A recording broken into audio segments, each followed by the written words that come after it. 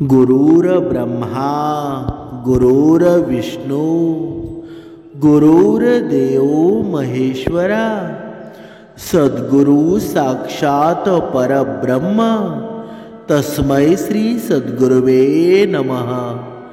जय जय रघुवीर समर्थ, श्रीराम समर्थ। सद्गुरु चरणांना नतमस्तक होऊन आपण या सुंदर सकाळच्या वातावरणामध्ये या निरूपणास सुरुवात करूया। मायबाप सज्जनांचं स्वागत आहे। समर्थांनी सांगितलेलं आहे, असा कोणता पुत्र आहे की तो फक्त आईवडिलांना दुःख देण्यासाठीच जन्माला येतो। आईवडिलांच्या अगोदर त्याचा मृत्यूसुद्धा होतो, पण असं का होतं आपण या निरूपणामध्ये पाहणार आहोत। समर्थांनी सांगितलेलं आहे की जेव्हा एखाद्या आईबापाच्या जीवनामध्ये आपल्या डोळ्यासमोर आपल्या पुत्राचा मृत्यू पाहायला मिळत असेल ना, तर ती खूप लाजिरवाणी गोष्ट आहे। पण हे असं का घडतं बरं? त्याला कारणं काय आहेत ते आपण या निरूपणामध्ये स्पष्ट करणार आहोत। समर्थांनी सांगितलेलं आहे की आपल्याला नेहमीच असं ऐकायला मिळत असतात की एका वडिलांसमोर त्यांच्या तरुण पुत्राचा मृत्यू झाला आहे, किंवा एखाद्या पुत्रानं त्यांच्या आईवडिलांना इतकं दुःख दिलं आहे ना की इतकं दुःख एखाद्या शत्रूसुद्धा देणार नाही। मग असं का होतं, तर आज आपण या निरूपणामध्ये पाहणार आहोत। एकदा हिमालय पर्वताच्या उंच शिखरावर पक्ष्यांची भली मोठी सभा लागली होती आणि त्या सर्व पक्ष्यांमध्ये आपापसामध्ये काहीतरी चर्चा चालू होती। काही पक्षी प्रश्न विचारायचे आणि त्यामध्ये जे ज्ञानी पक्षी होते ना, ते त्या प्रश्नांची उत्तरं द्यायचे। अशी चर्चा चालू असताना एक प्रश्न असा उपस्थित झाला जो प्रश्न ऐकून सर्वजण विचारात पडले, आणि तो प्रश्न होता, मृत्यू लोकांमध्ये काही मुलांचा मृत्यू त्यांच्या वडिलांच्या आधी का होतो आणि काही मुलं त्यांच्या आई वडिलांना दुःख का देत असतात? असं का होतं बरं? ज्या वडिलांच्या डोळ्यासमोर त्यांच्या तरुण मुलांचा मृत्यू होतो ना, अशा वडिलांना किती महादुःख सहन करावं लागतं।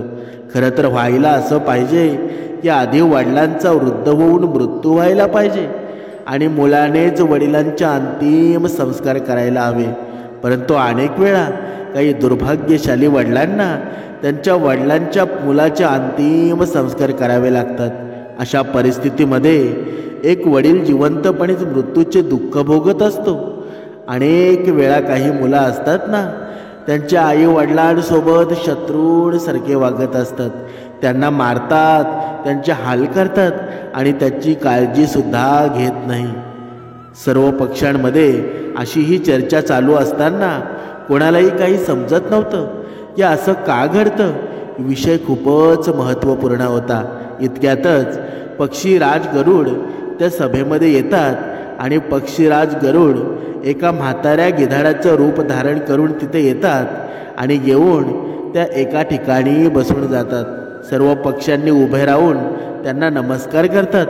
गरुडजी म्हणू लागले, हे पक्ष्यांनो, तुमच्यामध्ये कोणत्या विषयावर चर्चा चालू आहे बरं? कोणत्या विषयावर तुम्ही इतके गोंधळात दिसत आहात? तेव्हा त्या पक्ष्यांमधील एक पक्षी उभा राहून म्हणतो, महाराज, आमचा आजचा जो संवाद आहे ना, तो हा आहे, वडिलांच्या अगोदर मुलाचा मृत्यू का होतो? तेव्हा पक्षी गरुड म्हणू लागले, हे पक्ष्यांनो, सनातन धर्मग्रंथानुसार तुमचे हे जीवन पूर्वजन्मावर आधारित आहे, परंतु हे देखील आवश्यक नाही की संपूर्ण जीवन पूर्वजन्मावर आधारित आहे। परंतु पूर्वजन्माचे आपले जर काही हिशोब बाकी असतील ना, तर ते हिशोब आपल्याला या जन्मामध्ये चुकते करावे लागणार आहेत। म्हणून सर्वप्रथम आपल्याला हे समजून घ्यायला हवं की आपले कर्मच आपले मार्ग ठरवत असतात। तुमच्याद्वारे केले गेलेले तुमचे कर्म असतील, तुमचे भविष्य ठरवत असतात। पक्ष्यांनो, कर्म 4 प्रकारचे असतात। नंबर 1 संचित कर्म, नंबर 2 प्रारब्ध कर्म, नंबर 3 आगामी कर्म आणि नंबर 4 वर्तमान कर्म। या 4 कर्मांचे वेगवेगळे परिणामसुद्धा असतात। यामधील जे संचित कर्म आहेत ना, ते आपल्या पुढच्या जन्मामध्ये आपल्या सोबत राहतात आणि त्याच कर्माचं फळ आपल्याला सुख आणि दुःखाच्या स्वरूपामध्ये भोगावं लागतात. म्हणून मृत्यूनंतर आपले हे भौतिक शरीर नष्ट होऊन जातं, परंतु जे आपले सूक्ष्म शरीर असतं ना ते जन्मोजन्म आत्म्यासोबत जोडलेलं राहतं. आणि आपले जेवढे पण नातेवाईक असतात ना ते कोणत्या ना कोणत्या कारणानं आपल्यासोबत येत असतात. वेगवेगळ्या जन्मामध्ये ते आपल्या कर्माचे हिशोब चुकते करण्यासाठी आपल्यासोबत वेगवेगळ्या रूपाने येत असतात. तर त्या म्हाताऱ्या गिधाडाचं हे बोलणं ऐकल्यानंतर सर्व पक्षी म्हणू लागतात, हे पक्षीराज, तुमचं हे बोलणं आम्हाला अद्यापही समजत नाही. तुम्ही कृपा करून आम्हाला आणखी सोप्या भाषेमध्ये समजवण्याचा प्रयत्न करा. तेव्हा ते पक्षीराज गरुड म्हणू लागतात, हे पक्ष्यांनो, लक्षपूर्वक ऐका. मी तुम्हाला एक अद्भुत आणि रहस्यमयी कथा सांगणार आहे. या कथेमार्फत तुम्हाला उत्तर मिळेल की पुत्राचा मृत्यू वडिलांपेक्षा आधी का होतो. तर सर्व पक्षी शांतपणे बसतात आणि पक्षीराज गरुड कथा सांगायला प्रारंभ करतात. पक्षीराज गरुड म्हणू लागले, पक्ष्यांनो, एका गावामध्ये एक शेतकरी राहत होता. त्याच्या कुटुंबामध्ये त्याची एक पत्नी होती आणि एक मुलगा होता. काही वर्षानंतर शेतकऱ्याच्या पत्नीचा देहांत होतो आणि त्यावेळेला त्या शेतकऱ्याच्या बायकोचा मृत्यू होतो. त्यावेळेला मुलाचे आयु फक्त 10 वर्ष होते. तेव्हा शेतकऱ्याचं दुसरं लग्न होतं आणि त्यानंतर शेतकऱ्याच्या दुसऱ्या बायकोकडून सुद्धा त्यांना पुत्राची प्राप्ती होते. योगायोगाने शेतकऱ्याच्या दुसऱ्या बायकोचा सुद्धा मृत्यू होऊन जातो. तेव्हा शेतकरी त्याच्या दोन्ही मुलांसोबत एकटाच राहतो. आणि काही दिवसानंतर शेतकऱ्याचा जो मोठा मुलगा होता तो पहिल्या बायकोचा मुलगा होता. जेव्हा तो विवाह योग्य होतो ना तेव्हा शेतकऱ्यानं मोठ्या थाटामाटामध्ये त्याच्या मोठ्या मुलाचा विवाह लावून देतात. आणि हळूहळू काही दिवसांनी शेतकरी आजारी पडतो आणि त्या आजारपणामुळं शेतकऱ्याची परिस्थिती खूपच खालावते आणि एके दिवशी शेतकऱ्याचा सुद्धा मृत्यू होऊन जातो. आता लक्षात ठेवा, शेतकऱ्याचा जो छोटा मुलगा होता जो त्याच्या दुसऱ्या पत्नीपासून जन्माला आला होता ना तो त्याच्या सावत्र भावासोबत राहू लागतो. मोठा भाऊ त्याच्या छोट्या भावाला खूपच प्रेमाने ठेवायचा. हळूहळू वेळ पुढे सरकत होता. एके दिवशी शेतकऱ्याचा छोटा मुलगा आजारी पडतो आणि त्याची तब्येत खूपच जास्त खराब होते. तेव्हा मोठ्या भावाने आजूबाजूच्या वैद्याकडून त्यांचे उपचार केले, परंतु त्या उपचारातून त्यांच्यावर काहीच परिणाम झाला नाही. त्याला आराम मिळाला नाही. गिधाड म्हणतो, हे पक्ष्यांनो, पुढे कथा काळजीपूर्वक ऐका. जेव्हा मोठ्या भावाने वेगवेगळ्या वैद्यांकडून डॉक्टरांकडून छोट्या भावाचे उपचार करून घेतले ना, परंतु छोट्या भावाच्या तब्येतीमध्ये कोणत्याही प्रकारे सुधारणा झाली नाही. छोट्या भावाची दिवसेंदिवस प्रकृती ढासळत चालली होती. खूप सारे पैसे छोट्या भावाच्या उपचारामध्ये खर्च झाले होते. इलाज करून करून मोठा भाऊ आता खूपच थकला होता. एके दिवशी मोठा भाऊ त्याच्या पत्नीला म्हणाला, हा माझा छोटा भाऊ जो माझ्या सावत्र आईपासून जन्माला आला आहे, हा जर मेला ना तर आपल्याला याच्या उपचारासाठी पैसे खर्च करावे लागणार नाहीत आणि संपत्तीमध्ये अर्धा वाटा सुद्धा त्याला द्यावा लागणार नाही. याच्या वाट्याची सर्व जमीन आहे ना ती सर्व आपल्या वाट्याला येईल. समर्थांनी ते सांगितलेलं आहे. कधी कधी मनुष्य असतो ना बघा, भावाभावांचं एवढं सुंदर नातं असतं ना, त्या भावांच्या नात्यामध्ये विष काढवण्याचं काम असतं ना. बघा, भावांमध्ये कधी भांडण होत नाही, पण भावाची बायको असते, पत्नी असते, तीच भावांमध्ये भांडण करत असते.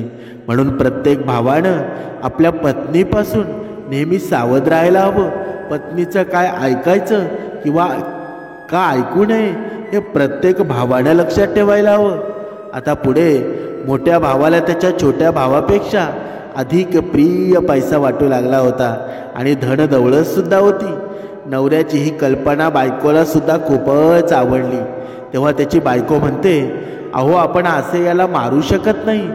जर आपण याला मारलं ना तर लोक असाच विचार करतील की आपण लालसेपोटी याला मारलं आहे. मग आपण हे काम करू, कोणत्या तरी करून घेऊया. तुम्ही जा आणि कुठल्या तरी वैद्याला सांगा की याला औषधाऐवजी विष देऊन मारा. यामुळं कोणालाही कळणार नाही आणि कोणताही नातेवाईक आपल्यावर संशय सुद्धा घेणार नाही. सर्वजण असेच म्हणतील की हा आजारी होता आणि आजारपणामुळेच याचा मृत्यू झाला आहे. मोठ्या भावाने बायकोचं म्हणणं ऐकलं आणि मनामध्ये विचार करू लागला की कुठल्या तरी वैद्यासोबत बोललो तर माझं काम होऊ शकतं. मोठ्या भावाने तसंच केलं. मोठ्या भावाला एक वैद्य मिळतो. तो वैद्य पैशांचा खूपच लालची होता. जेव्हा मोठ्या भावानं वैद्यासोबत बोलणं केलं की माझ्या छोट्या भावाला विष देऊन मारायचं आहे, तेव्हा तो वैद्य सुरुवातीला थोडे घाबरला.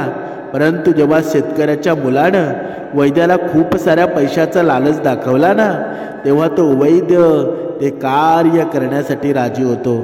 शेतकऱ्याचा तो छोटा मुलगा आजारी तर असायचाच, तेव्हा तो वैद्य छोट्या मुलाचे उपचार करण्यासाठी त्याच्या घरी येत होता आणि उपचार करण्याच्या बहाण्याने त्याला विष देऊन निघून जातो. विषाच्या परिणामामुळं छोट्या भावाचा लगेचच मृत्यू होतो आणि छोट्या भावाच्या मृत्यूवर दोघेही पती पत्नी खूपच आनंद साजरे करतात. विचार करू लागतात की आता आपल्या मार्गातील काटा निघून गेला आहे. याच्या हिस्साची सर्व जमीन जायदाद आहे ना, आता आपल्याला मिळणार आहे. समर्थांनी इथे सुंदर सांगितलेलं आहे. हा मनुष्य आहे ना, बघा एवढा लालची आणि एवढा लोभी आहे ना, तर थोड्या गोष्टीसाठी, थोड्या पैशासाठी कुणाचं बघा मारायला सुद्धा घाबरत नाही. आणि जर आपला छोटा भाऊ असेल किंवा मोठा भाऊ असेल किंवा आईबाप जरी असेल ना, तर या पैशाच्या लोभापायी त्यांना सुद्धा घराच्या बाहेर काढायला घाबरत नाही. म्हणून बघा पुढे पाहूया. आता लक्षात ठेवा, जे आनंद इतरांच्या दुःखावर आधारित असतं ना, जे धड इतरांविरुद्ध हिंसा करून कमावलेलं जातं, असं धड कधीही तुम्हाला सुख देऊ शकत नाही. आणि जे लोक दुःख देऊन सुख मिळण्याची इच्छा ठेवत असतात, त्यांनी लक्षात ठेवायला हवं, अशा लोकांच्या जीवनामध्ये एक दिवशी महाभयान दुःख येऊन जातं. तो बघा आता सर्वांच्या लक्षात असू द्या, तो गिधाड त्या पक्ष्यांना ही गोष्ट सांगत आहे. आता तो म्हातारा गिधाड त्या पक्ष्यांना म्हणू लागतो, अशा प्रकारे मोठ्या भावानं त्यांच्या छोट्या भावाला मारलं आणि त्याच्या सर्व जमीन संपत्तीवर त्याचा अधिकार गाजवला. कुठल्याही नातेवाईकाला या बाबतीत संशय आला नाही. नातेवाईक तर हेच विचार करत होते की हा भाऊ किती चांगला आहे, त्यानं सावत्र भावाचे किती उपचार केले, किती काळजी घेतली, खूप सेवा केली आहे. परंतु हा बिचारा छोट्या भावाला वाचवू शकला नाही. तो तरी काय करू शकत होता? आजारपणच एवढं भयानक होतं ना, त्या आजारपणामध्ये बिचाराचा मृत्यू झाला. लोकांना काही माहीत होतं की तो मेला नव्हता, तर त्याला मारलं गेलं होतं. मोठा भाऊ सर्व विधी विधानाने छोट्या भावाचे अंतिम संस्कार करतो. हळूहळू वेळ पुढे सरकत होता. पुढे म्हातारा गिधाड म्हणतो, पक्ष्यांनो काही महिन्यानंतर त्या शेतकऱ्याच्या मोठ्या मुलाच्या बायकोच्या पोटी मुलगा जन्माला येतो आणि मुलाच्या जन्मामुळं दोघेही नवरा बायको खूपच आनंदित होतात. मोठ्या धूमधडाक्यामध्ये त्या मुलाच्या जन्माचा आनंद साजरा केला जातो. सर्व नगरामध्ये मिठाई वाटली जाते. अशा प्रकारे मोठा भाऊ खूपच लाडाने त्याच्या पुत्राचं पालन पोषण करू लागतो. काही वर्षानंतर तो मुलगा तरुण होतो आणि तो विवाह योग्य बनतो. त्यानंतर मोठा भाऊ त्याच्या मुलाचं एक सुंदर अशी कन्या पाहून लग्न लावून देतो आणि मोठ्या धूम धडाक्यामध्ये शेतकऱ्याच्या मोठ्या मुलाचं त्याच्या मुलाचं लग्न लावून दिलं. मुलाच्या लग्नामध्ये मोठ्या प्रमाणात पैसे खर्च केले. मुलाची बायको घरी येते, परंतु लग्नानंतर काही दिवसातच तो मुलगा अचानक आजारी राहू लागला. आई वडिलांनी त्याच्या उपचारासाठी अनेक वैद्यांना बोलावलं, मोठमोठ्या डॉक्टरांना बोलावलं आणि त्यांचे उपचार सुरू केले. ज्यांनी जेवढे पैसे मागितले ना, तेवढे पैसे त्यांना देण्यात आले. सर्व काही दिलं. जेणेकरून मुलगा बरा व्हावा. मुलाच्या उपचारामध्ये शेतकऱ्याच्या मोठ्या मुलाने त्याची अर्धी संपत्ती विकली होती, परंतु मुलगा आजारपणापासून बाहेर आलाच नाही. असं म्हणतात ना की ज्याच्यावर कोणाचीही किती कर्ज असेल ना ते त्याला फेडावंच लागतं. समर्थांनी सांगितलेलं आहे, मग ते कोणत्याही मार्गाने परंतु ते त्याला फेडावंच लागतं. शेतकऱ्याच्या त्या मोठ्या मुलाची तब्येत दिवसागणिक ढासळत चालली होती. आजारपणामुळे मुलगा आता मरण्याच्या द्वारावर आला होता. शरीर खूपच कमकुवत झालं होतं. शरीरामध्ये फक्त हाडं शिल्लक राहिली होती. मुलगा चारपाईवर पडलेला होता आणि त्याचे वडील त्याचे काही नातेवाईकांसोबत आणि पत्नीसोबत मुलाची ही दयनीय अवस्था पाहून दुःखी होऊन त्याच्याकडे पाहत होते. शेतकऱ्याचा मोठा मुलगा त्याच्या नातेवाईकांना म्हणत होता की हे काय झालं आहे? माझा हा एकुलता एक मुलगा आहे. देवाने मला ही कोणत्या गोष्टीची शिक्षा दिली आहे? त्याच वेळेला तो मुलगा म्हणू लागला, भाऊ आपला हिशोब आता चुकता झाला आहे. फक्त आता आच्छादन आणि लाकडांचा हिशोब बाकी आहे. त्याची तयारी तू कर. या मुलाचं हे बोलणं ऐकल्यानंतर वडिलांनी विचार केला की आजारपणामुळे मुलाचा मेंदू बघा व्यवस्थित काम करत नाही. बघा ना, मी याचा बाप आहे तरीसुद्धा हा मला भाऊ म्हणून हाक मारत आहे. तेव्हा मुलगा म्हणतो, नाही भाऊ, तुम्ही माझे वडील या जन्मामध्ये आहात. मी तुमचा मागच्या जन्माचा भाऊ आहे. आठवा ते दिवस आठवा. इथे सगळे नातेवाईक बसले होते. मी तुमचा छोटा भाऊ आहे. तुमच्या सावत्र आईचा मुलगा, तुमचा तोच छोटा भाऊ ज्याला तुम्ही विष देऊन मारलं होतं ना. आणि माझ्या वाट्याची संपत्ती तुम्ही स्वतःला घेतली होती, परंतु आज ती सर्व संपत्ती माझ्या आजारपणामध्ये विकली गेली आहे. माझ्याकडील जे काही धड तुमच्याकडे होतं ना ते मी हळूहळू माझ्या उपचारांवर खर्च करून घेतले आहेत. हे ऐकल्यानंतर त्या मुलाचे वडील एकदमच जोरजोरामध्ये रडू लागतात आणि म्हणू लागतात, अरे देवा, माझ्या तर कुळाचा नाश झाला आहे. मी हे काय केलं?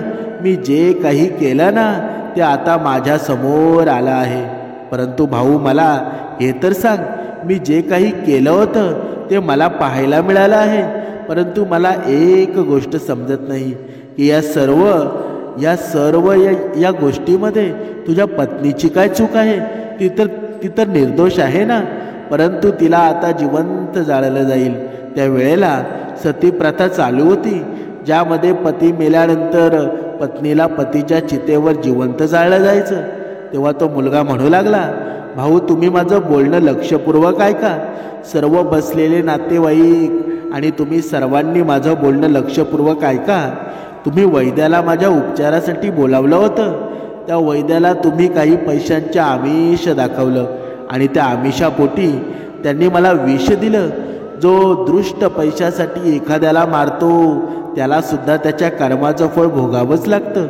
पुढे गिधाड म्हणाला, तो मुलगा म्हणाला, ज्या वैद्याने मला विष पाजलं होतं ना, तुम्हाला त्याच्याबद्दल काही माहीत आहे का? तेव्हा ते वडील म्हणाले, हो बाळा, मला माहीत आहे. तुझ्या मृत्यूनंतर 3 वर्षांनी तो वैद्यसुद्धा मेला होता. मुलगा म्हणाला, तोच वैद्य आज माझ्या पत्नीच्या रूपात या घरात आला आहे. माझ्या मृत्यूनंतर आता याला सुद्धा जिवंत जाळलं जाईल. याला सुद्धा याच्या कर्माचं फळ भोगावं लागतील. आपल्या जीवनामध्ये येणारे प्रत्येक पात्र असतात ना, बघा समर्थांनी सुंदर सांगितलेलं आहे. जेव्हा आपला मृत्यू होतो आणि मृत्यू झाल्यानंतर परत आपल्याला दुसरा जन्म मिळतो आणि त्या दुसऱ्या जन्मामध्ये आपल्यासोबत असणारी पत्नी असो, आपला मुलगा असो, बघा अशी जी काही पात्र असतात, ज्या घटना आपल्याच कर्मांनी निर्मित झालेल्या असतात, आपण जसे पेरतो ना तसेच आपल्याला मिळत असतं. आज नाही तर उद्या आपल्याला कर्माचं फळ निश्चितच मिळतं. म्हणजे जीवनातील प्रत्येक कठीण प्रश्नांचा जीवनातून उत्तरच मिळत असतो. जेवढी खोल विहीर असेल ना तेवढंच गोड पाणी मिळत असतं. म्हणून त्यानंतर तो शेतकऱ्याच्या मोठ्या मुलाचा बघा मुलगा मृत्यूला प्राप्त होतो. त्या शेतकऱ्याच्या मोठ्या मुलाला दुसरा पुत्र नव्हता आणि मुलाच्या आजारपणामध्ये सर्व संपत्ती संपते. मुलाच्या मृत्यूनंतर त्याची जी बायको होती तिला सुद्धा जिवंत जाळलं गेलं. त्या वैद्याला सुद्धा त्याच्या कर्माचं फळ मिळालं, ज्याने लालसेपोटी त्या शेतकऱ्याच्या छोट्या मुलाला विष दिलं होतं आणि तो पुढच्या जन्मामध्ये त्याच मुलाची पत्नी बनला होता आणि त्याला सुद्धा मृत्यूच्या त्या महाभयंकर दुःखातून जावं लागलं. समर्थांनी इथे सांगितलेलं आहे की या जगामध्ये 4 प्रकारचे पुत्र असतात.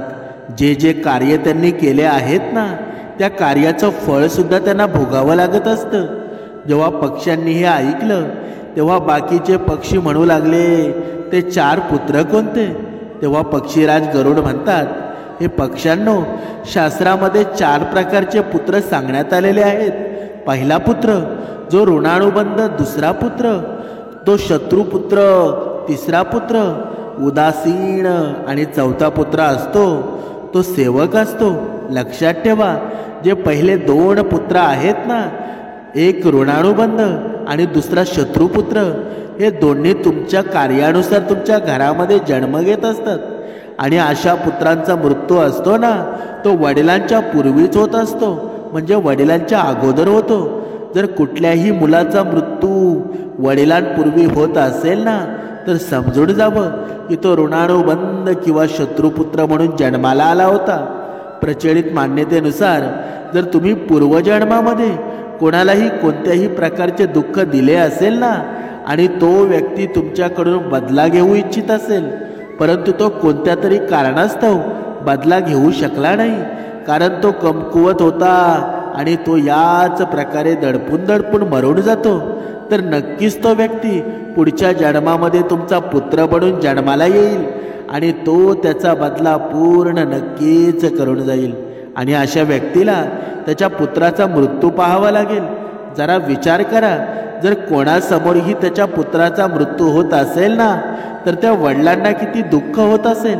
याचा अर्थ हाच होतो ना की जर एखाद्या वडिलांचा पुत्र त्याच्या वडिलांना मृत्यू समान दुःख देत असेल, तर समजून जावा की तो पूर्वजन्माचा शत्रू असतो, किंवा ज्याला मृत्यूतुल्य कष्ट दिले असतील तोच या जन्मामध्ये तुमचा पुत्र म्हणून जन्माला येत असतो. अशी मुलं असतात ना, वडिलांचं जीवन प्रत्येक प्रकारे दुःखांनी, संकटांनी भरून टाकतात. वडिलांचं जीवन असतात ना, ते नरकासमान करून टाकतात. अशी मुलं असतात ना, वडिलांना मारून टाकतात, त्रास देतात, त्यांच्यावर अत्याचार करतात. वडिलांनी धन संपत्ती वाईट कृत्यांच्या माध्यमातून नष्ट करतात आणि एके दिवशी वडिलांना भीक मागण्यास भाग पाडतात. अशा प्रकारे त्या वडिलांच्या पूर्वी त्या 2 मुलांचा मृत्यू होत असतो. जे पहिला पुत्र ऋणानुबंध आणि दुसरा पुत्र शत्रुपुत्र. भगवान श्रीकृष्ण यांनी बघा गीतेमध्ये सुद्धा सुंदर वर्णन केलेलं आहे. अर्जुनाला स्पष्टपणे सांगितलेलं आहे की हे अर्जुना, या जगामध्ये जेवढे पण नातेसंबंध आहेत ना, ते सर्व मागील जन्मातील मागील जन्मातील कर्मानुसार प्राप्त होत असतात. आणि या महाभारतामध्ये तुला जेवढे पण तुझे नातेवाईक दिसत आहेत ना, हे सर्व तुझ्या आणि त्याच्या वडिलांच्या कर्माचा हिशोब आहे. हे अर्जुन, तुझ्या पूर्वजन्मामध्ये जेव्हा तू धर्मपुत्र होतास ना, आणि मी तुझा मोठा भाऊ होतो, त्यावेळी तू दुर्योधनाचा पराभव केला होता. त्यावेळेला दुर्योधनाने पराभवाचा बदला घेण्यासाठी ही प्रतिज्ञा घेतली होती की हे अर्जुन, माझ्यासमोर जेव्हा पण तू येशील ना, तेव्हा मी माझा बदला घेईन. हे अर्जुन, प्रत्येक प्राण्याला त्याच्या कर्माचं फळ भोगावं लागतं. प्रत्येक जीवाला त्याच्या कर्माचं फळ मिळत असतं. ज्याच्यावर कर्ज असतो ना, तो त्याला 100 जन्मानंतर सुद्धा फेडावा लागतो. हीच गोष्ट भगवान श्रीकृष्णांनी पितामह भीष्म यांना सुद्धा सांगितली होती. जेव्हा पितामह भीष्म बाणांच्या शय्यावर झोपले होते, तेव्हा ते म्हणाले, हे माधव, हे श्रीकृष्ण, मला 100 जन्मापर्यंत माहीत आहे, मी कधीही कोणतेही वाईट कर्म केले नाहीत, मग तरीसुद्धा मी हे असह्य वेदना आणि बाणांचा त्रास का भोगत आहे बरं? तेव्हा श्रीकृष्ण स्वारी त्या पितामह भीष्म यांना म्हणतात, हे पितामह, हा संसार आहे ना, दुसरं तिसरं काहीच नाही, फक्त कर्माची देवाण घेवाण आहे. तुम्ही तुमच्या प्रजेसोबत तुमच्या माणसांसोबत कोणत्याही प्रकारचे अपराध केला नाही ना, कोणतेही पाप केले नाही, परंतु 100 जन्मापूर्वी तुम्ही एका सापाला पकडून काट्यांवर फेकून दिलं होतं आणि त्या सापाचे प्राण 18 दिवसानंतर निघून गेलं होतं आणि म्हणूनच तेच दुःख आज तुम्हाला या बाणांच्या शय्येवर मिळत आहे. तर या जगामध्ये समर्थांनी सांगितलेलं आहे की या जगामध्ये हे 4 प्रकारचे पुत्र सांगण्यात आलेले आहेत. जे 2 प्रकारचे पुत्र असतात ना, एक ऋणानुबंध आणि एक शत्रुपुत्र, त्यांचे आपण ऋणी आहोत. कोणाचेही कर्ज आपण खाल्ले असेल ना, कोणाचेही पैसे घेतले असतील, ते पैसे परत केले नसतील ना, तर ते पैसे आपल्याला फेडावे लागतात. जर याच जन्मामध्ये फेडले ना तर खूपच चांगलं आहे, परंतु ते जर दुसऱ्या जन्मामध्ये गेले ना तर तुम्हाला सुद्धा मोठ्या प्रमाणामध्ये दुःख भोगावं लागतं, दुःख सहन करावं लागतं. तुम्ही ज्याचे कर्जदार असाल ना, तो तुमच्या घरी पुत्राच्या भावाच्या रूपाने जन्म घेत असतो किंवा तुमच्या प्रिय अशा नातेवाईकाच्या रूपामध्ये जन्म घेतो. नाहीतर तुम्ही गाढव बनता, कुत्रा बनू लागता. अशाच रूपामध्ये तुम्हाला ते कर्ज फेडावं लागत असतं, परंतु ते कर्ज फेडावं नक्कीच लागेल. आणि हाच निसर्गाचा नियम आहे. प्रत्येक क्रियेची प्रतिक्रिया नक्कीच असते. आणि जो दुसऱ्या प्रकारचा पुत्र असतो, शत्रुपुत्र, तो सुद्धा त्याचा बदला सोडत नाही.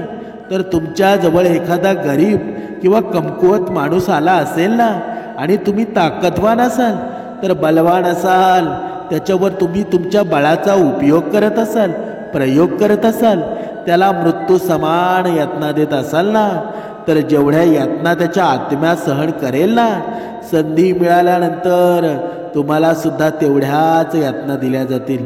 अशा प्रकारे पहिल्या 2 मुलांचा मृत्यू वडिलांच्या पूर्वी होतो आणि उरलेले जे 2 पुत्र असतात ना, उदासीन आणि सेवक, त्यांचा मृत्यू वडिलांच्या नंतर होत असतो. म्हणजेच वडील अशा पुत्रांचा मृत्यू पाहत नाहीत. तर नेहमी आपण ही गोष्ट लक्षात ठेवायला पाहिजे की कधीही कोणाचेही काही घेऊ नये. जर तुम्ही घेत असाल ना तर ते परत करायला विसरू नका. आता आपण पाहिलं मनुष्याच्या जीवनातील हे 4 पुत्र, जीवनामध्ये कोणते पुत्र आणायचे आणि कोणते पुत्र निर्माण करायचे हे मनुष्याचे कर्मच ठरवत असतात ना. आणखी एक गोष्ट, एखाद्याला इतकाही त्रास देऊ नये. तो आपल्यापेक्षा कमकुवत आहे आणि आपला मृत्यू समान यातना देत आहोत, तर संधी मिळाल्यानंतर तो सुद्धा त्याचा हिशोब किताब पूर्ण करेल. म्हणून कधीही कोणाचेही वाईट चिंतू नये किंवा वाईट कधीच करू नये. कारण का? कारण या जगामध्ये, या विश्वामध्ये असं टिकणारं काही आहे का? फक्त हरिनाम आहे. बघा, नामस्मरण आहे, हे भगवंताचं नामस्मरण आहे. म्हणून प्रत्येक मनुष्याने एक गोष्ट लक्षात ठेवायला हवी. आपले मागचे कर्म, मागच्या जन्माचे कर्म काय होते हे अजिबात लक्षात ठेवू नका. जरी या निरूपणामध्ये तुमच्या जीवनामध्ये तुमचा मुलगा खूप त्रास देत असेल, खूप दुःख तुमच्या जीवनामध्ये आणत असेल ना, तरीही टेन्शन घ्यायचं अजिबात गरज नाही. तुम्ही भक्ती मार्गामध्ये परमेश्वराचं नामस्मरण करा, परमेश्वराचं भाव या देहामध्ये निर्माण करा. तुमचे जे काही दुःख तुम्हाला भोगावं लागलं आहे ना, त्या दुःखाचं रूपांतर सुखामध्ये झाल्याशिवाय राहणार नाही. आता तुम्हाला समजलंच असेल की कुठल्या पुत्राचा मृत्यू वडिलांच्या पूर्वी होतो आणि असे कोणते पुत्र आहेत जे आईवडिलांना त्रास देण्यासाठी जन्माला येतात. बघा, ही साधी गोष्ट आहे. जर आपण कोणावर उपकार करत असू ना, संकटाच्या वेळी त्याला मदत करत असू, गरिबांची पैशा रूपाने मदत करत असू, समजून जा तुम्ही तुमच्या प्रिय मित्रांची संख्या वाढवत आहात. तुमचे असे मित्र तुमच्या कठीण काळामध्ये तुमच्या सोबत नक्कीच उभे राहतील. आणि जर आपण कोणासोबतही वाईट वागत असू, जर आपण आपल्या शत्रूंची संख्या वाढवत असू ना, तर ते शत्रू नेहमी आपल्याला नुकसान करण्याचा विचार करत असतात. म्हणजेच काय? म्हणजेच आपले कर्म आहेत ना, सुख दुःखाच्या रूपानं आपल्यापर्यंत लवकरात लवकर उशिरा येत असतात. फरक फक्त एवढाच असतो की कर्माचं फळ जर लवकर मिळत असेल ना तर त्याचा व्याज कमी असतो, आणि जर 2-4 जन्मानंतर मिळत असेल तर त्याचा व्याज सुद्धा तेवढ्याच प्रमाणात द्यावा लागतो. म्हणून समर्थांनी सांगितलेलं आहे, कुणाकडून जरी पैसे घेतलेले असतील ना तरी ते याच जन्मामध्ये फेडावे. तो कर्ज आपल्या डोक्यावर कधीच ठेवू नये, आणि दुसऱ्याच्या चेहऱ्यावर पैशासाठी तरी कुणाला दुःख देऊ नका. कारण तुम्ही या जन्मामध्ये जर पैशासाठी दुसऱ्याच्या चेहऱ्यावर दुःख देत असाल ना तर तुम्हाला सुद्धा याच जन्मामध्ये फेडावं लागणार आहे. म्हणून आनंद निर्माण करा, सुख निर्माण करा, दुसऱ्याच्या सुखामध्ये सुख मानत जा. तुमचं जीवन सुद्धा सुखमयी होऊन जाईल. तुमच्या जीवनामध्ये सुद्धा आनंद निर्माण झाल्याशिवाय राहणार नाही. जय जय रघुवीर समर्थ.